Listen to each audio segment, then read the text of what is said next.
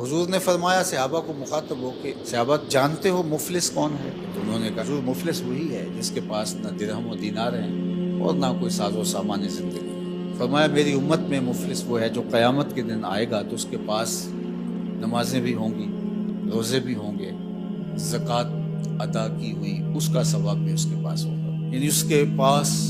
یہ سارے ذخیرے ہوں گے، حج کیا ہوگا، لوگوں کی مدد کی ہوگی، نصرت و اعانت کی ہوگی، بہت سارے اعمال خیر کا ذخیرہ لے کر کے وہ حشر کے میدان میں آئے گا، لیکن ساتھ ساتھ اس نے کسی کو گالی دی، کسی کا حق غصب کیا، کسی کا مال دبایا، کسی سے زیادتی کی، کسی پر جور و جبر کیا، کسی پر تہمت لگائی، کسی کو الزام دھرا، تو یہ بھی اس نے ساتھ ساتھ گناہ کیے ہوں گے، تو یہ سارے اپنا اپنا حق لینے کے لیے کھڑے ہوں گے۔ اب قیامت کے دن جو سکہ رائج الوقت ہوگا وہ یہ درہم و دینار تو نہیں ہوں گے، وہ اعمال ہی ہوں گے۔ تو اب ان گناہوں کا تاوان دینے کے لیے کیا ہوگا؟ فیوتا ھذا من حسناتہ و ھذا من حسناتہ، کچھ نیکیاں اس کو دے گا، کچھ نیکیاں اس کو دے گا۔ اب نیکیاں کم پڑ گئیں اور جن سے زیادتی کی ہوگی ان کے گناہ اس کے کھاتے میں ڈال دیے جائیں گے، ان کے جرم، ان کی بدکاریاں، ان کے کیے ہوئے اعمال بد اس کے کھاتے میں ڈال دیے جائیں گے اور پھر گھسیٹ کے آتش دوزخ میں پھینک دیے جائیں گے۔ فرمایا کسی نے مفلس دیکھنا ہے تو یہ کھڑا ہے، نمازیں پڑھی، روزے رکھے، زکاتیں دی، حج کیا، دیگر اعمال خیر بجا لاتا رہا اور بڑے بڑے عمل لے کر آیا، لیکن یہاں اپنی نیکیاں دینی۔ اگر کسی نے ایک درہم کا چھٹا حصہ کسی کا دبا لیا، غصب کر لیا، قرض لیا نہیں دیا،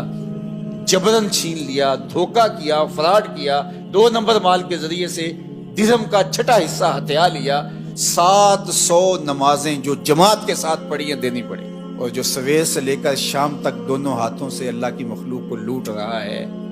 ذرا دیکھے قیامت کے دن اس سے بڑا مفلس کون ہو؟ اب اس کے پلے کچھ بھی نہیں ہے۔ حضرت ثوبان کہتے ہیں کہ اللہ کے محبوب نے ارشاد فرمایا میں اپنی امت کے ان لوگوں کو جانتا ہوں جب قیامت کے دن آئیں گے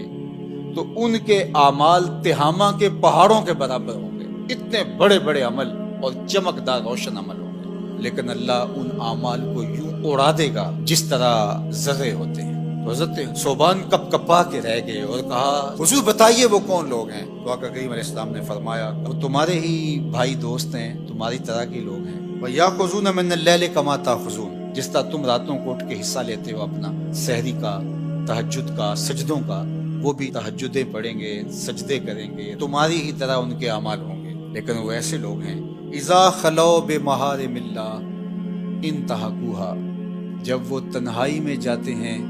تو پھر اللہ کی حدوں کو توڑتے ہیں، ان کی تنہائی پاکیزہ نہیں رہتی، ان کی تنہائی ناپاک ہو جاتی ہے، تنہائی میں اپنے آپ پر قابو نہیں رکھ پاتے اور اپنے آپ کو برباد کر بیٹھتے ہیں۔ اللہ اکبر۔ آج کی تاریخ میں میں اور آپ یہ موبائل کا جو فتنہ ہے، سوشل میڈیا کا فتنہ، اس حوالے سے اپنی تنہائیوں کی پاکیزگی کا سامان کریں۔ یہ ایک ایسا فتنہ اس دور میں ہماری نوجوان نسل کے ہاتھوں میں آ گیا ہے کہ جس نے ان کی تنہائیوں کو پاکیزہ نہیں رہنے دیا، بلکہ اقبال نے تو کہا کہ نوجوان تو نوجوان رہے، از حیا بیگانہ پیرانے کا ہونا، اس قوم کے بوڑھے بھی حیا کے جوہر سے خالی ہو گئے، تو پھر نوجوان کی کیا حالت ہو؟ اب یہ عمل، یہ ساری محنتیں، یہ تراویح، یہ تہجد، یہ سجدے، یہ رکوع، یہ قیام، یہ اعمال خیر، یہ صدقات، یہ کتنے کتنے کام ہیں، اگر پاکیزہ تنہائی نہیں رہتی ہے تو اللہ ان کو یوں اڑا دے گا جس طرح حبا منصورہ ہوتا ہے۔ تو اللہ تعالیٰ جل شانہ ہمیں اس بات کی توفیق دے کہ ہم قیامت کے لیے جو ذخیرہ جمع کر رہے ہیں وہاں ضائع نہ کریں اور حقوق العباد کا پورا خیال رکھیں۔ اللہ آپ کو بہتر جزا دے، اپنی پناہ اور امان اور حفاظتوں کا حصار دے۔